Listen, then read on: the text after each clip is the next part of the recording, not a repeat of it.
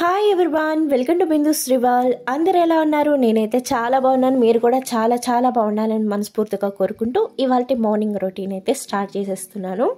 ఈ మార్నింగ్ రొటీన్లో ఏం వండాను, ఏం పనులు చేసుకున్నాను అన్నది చూపిస్తున్నాను. ఎక్కడ మీరు బోర్ అవ్వకుండా ఉంటారు అని అయితే అనుకుంటున్నాను. ఈ వీడియో కనుక మీకు నచ్చినట్టయితే లైక్ చేయండి, షేర్ చేయండి, సబ్స్క్రైబ్ చేయండి, చివరి దాకా చూడండి. అలాగే లైక్ మాత్రం చేయండి. లైక్ చేస్తే నా వీడియో ఇంకొక నలుగురికి అయితే రికమెండ్ అవుతుంది. ప్లీజ్ లైక్ చేయండి. వీడియో చూస్తున్న ప్రతి ఒక్కరు కూడా ఏముండదు, అలా జస్ట్ ఒక్క లైక్ చేశారు అంటే కనుక నా ఛానల్లో ఈ వీడియోకి కొంచెం వ్యూస్ అన్నది పెరిగే అవకాశం ఉంటుంది అనమాట. అందుకోసమనే లైక్ని ఇంత ప్రత్యేకంగా అడుగుతున్నాను. Please please please like me my video. And ఇంకా ఏంటి అంటే పొద్దున్నే ఇంకా వంటలు అయితే క్లీన్ చేసేసుకుంటున్నాను. ఇవాళ పాపకి లంచ్ బాక్స్ చాలా సింపుల్గా అయితే చేద్దాం అనుకుంటున్నాను. ఇంకా అందుకోసం అనేసి ముందుగా ఏంటంటే గ్యాస్కెట్ అయితే క్లీన్ చేసేసుకుంటున్నానండి.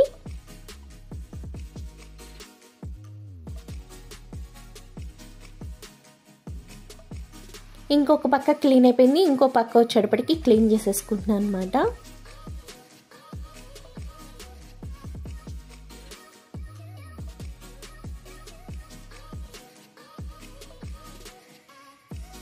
ఇంకా ఒక బీరకాయ అయితే వండుతున్నాను. ఇది మన తీగలకి కాసిన బీరకాయ అనమాట, మన తోటలోది.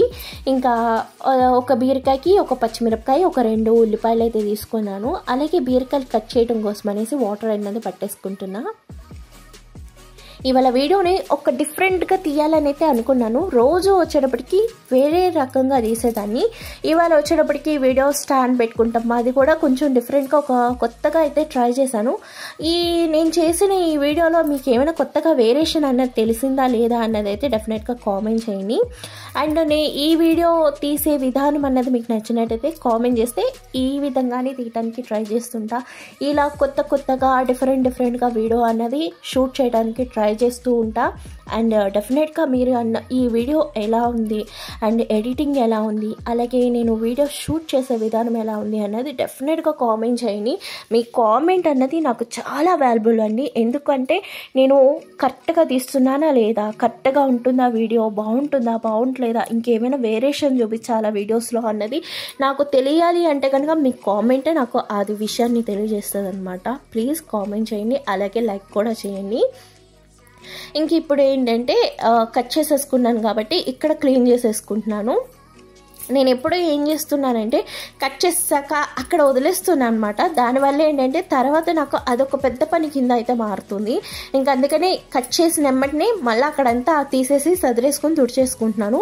నేను ఇది మాత్రం కంటిన్యూ చేయాలి, ఎందుకంటే దీనివల్ల నాకు చాలా పని అన్నది పెరిగిపోతుంది. అన్ని ఇల్లు కూడా నీట్గా ఉండట్లేదు. ఈ మధ్యన ఏంటంటే నేను చాలా పనుల విషయంలో అండ్ నీట్గా చేసుకునేదాన్ని. నీటి నుంచి మళ్ళీ మొత్తం అంతా మారిపోయింది అనమాట. నేను పని చేసుకునే విధానం అంతా మారిపోయింది.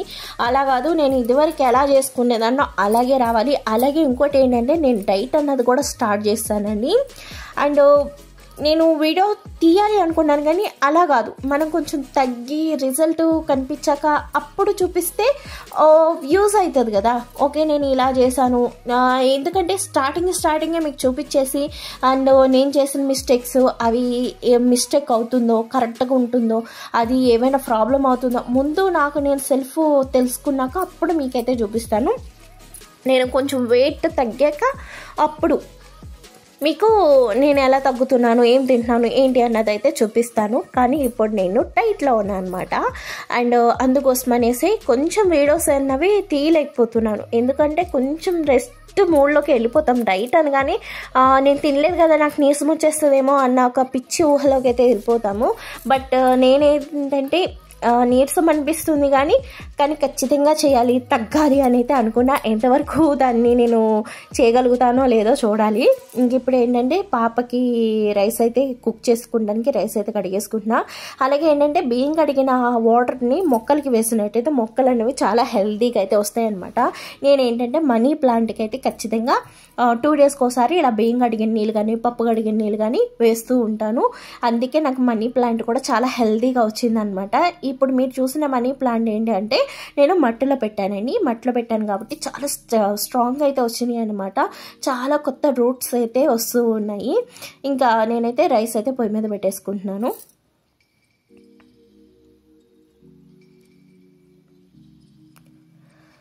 ఇంక ఇప్పుడు ఏంటంటే కర్రీ కోసం అనేసి ఒక మూకిడి తీసుకున్నాను అనమాట.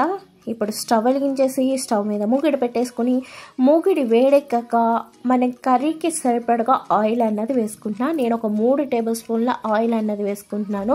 ఆయిల్ వేడెక్కేసాక ఇప్పుడు కట్ చేసుకున్న ఆనియన్స్, పచ్చిమిర్చి కూడా వేసుకుని ఒక్కసారి కలిపేసుకుని ఇప్పుడు ఇందులోనే రుచికి సరిపడగా సాల్ట్ అన్నది వేసుకుని ఒక్కసారి అయితే కలిపేసుకున్నాను. ఆనియన్స్ బాగా మగ్గాక ఇప్పుడు మనం కట్ చేసుకున్న బీరకాయ ముక్కలు కూడా వేసుకుని ఒక్కసారి అయితే కలిపేసుకుని ఈ బీరకాయ ముక్కలు కూడా చక్కగా మగ్గనివ్వాలండి.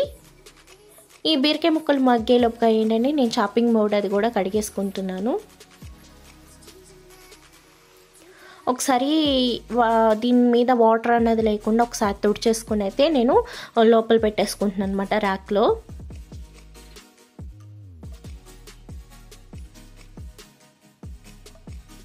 ఇంకా బీరకాయ ముక్కలు కూడా మగ్గిపోయినాయి కాబట్టి నేను ఇప్పుడైతే ఇందులో కొద్దిగా పసుపు అన్నది యాడ్ చేసుకుంటున్నాను. ఇప్పుడు పిల్లలు లంచ్ బాక్సులు చూస్తుంటే రకరకాలు కడుతున్నారండి.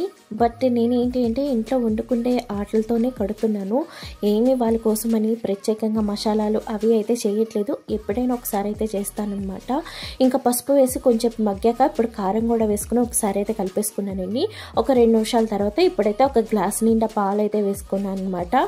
ఈ పాలు వేసి చక్కగా ఒకసారి కలిపేసుకుని పాలు అంతా చక్కగా ఎగిరిపోయేదాకా కలిపేసుకున్నాను అనమాట. చూసారుగా ఈ విధంగా అయితే కర్రీ అనేది తయారైపోయింది. ఇప్పుడు స్టవ్ ఆఫ్ చేసుకుని మనం మూత పెట్టేసుకుంటామే. చక్కగా బీరకాయ పాలు కర్రీ అయితే రెడీ అయిపోయింది. చాలా బాగుంటుంది. ఫీవర్ వచ్చినప్పుడు కానీ లేదా నోటికి బాగాలేదన్నప్పుడు కానీ అలాంటి టయాల్లో ఇలాంటి బీరకాయ కర్రీ అనేది చేసుకోవచ్చు. చాలా బాగుంటుంది అనమాట. ఇంకా రైస్ కూడా కుక్ అయిపోయిందండి. ఇప్పుడైతే స్టవ్ ఆఫ్ చేసేసుకున్నా. ఇంక ఇప్పుడు ఏంటంటే రైస్ అయితే కలిపి పెట్టేసుకున్నా. ఎందుకంటే లంచ్ బాక్స్లో ప్యాక్ చేసే ముందు ఏంటంటే మనం కొంచెం చల్లారిన రైస్ అయితే ప్యాక్ చేసుకోవాలన్నమాట. వేడివేడిగా ప్యాక్ చేసుకుంటే అన్నం అన్నది మెత్తబడిపోతుంది. అలాగే కూర కూడా పాడైపోయే అవకాశం ఉంటుంది అనమాట. మనం కలిపి పెట్టుకుంటాం కాబట్టి కొంచెం ఎదిగేదాకా కూడా పిల్లలకి మనం ఈ విధంగా కలిపి అయితే పెట్టుకోవాలి. కొంచెం ఎదిగిన పిల్లలు అనుకోండి కూర విడిగా రైస్ విడిగా పెడితే వాళ్ళు కలుపుకుంటారు. ఇంకా మా పాప అంత కలుపుకుంటాం అది రాలేదనమాట. ఇంకా అందుకోసం అనేసి తనకి నేను ఈ విధంగా రైస్ అన్నది కలిపేసుకునేవి పెడుతున్నాను అనమాట. మీ పిల్లలకి మీరు ఏ విధంగా ప్యాక్ చేస్తున్నారు రైస్ అన్నది నాకైతే కామెంట్ చేయండి. నేనైతే ఇలాగా ఎప్పుడైనా కానీ కొంచెం లేట్గా లేచాను, పని ఎక్కువ ఉంది, పని అవ్వలేదు అన్నప్పుడు ఈ విధంగా సింపుల్గా అయితే చేసేస్తాను. ఇంకా పాపకైతే రైస్ కలిపి పక్కన పెట్టేసుకున్నాక ఇంక ఇప్పుడు ఏంటంటే మా వారికి నాకు టీ అయితే పెట్టేసుకున్నాను. నేను ఏది మానేసినా కానీ టీ అయితే మానలేకపోతున్నా.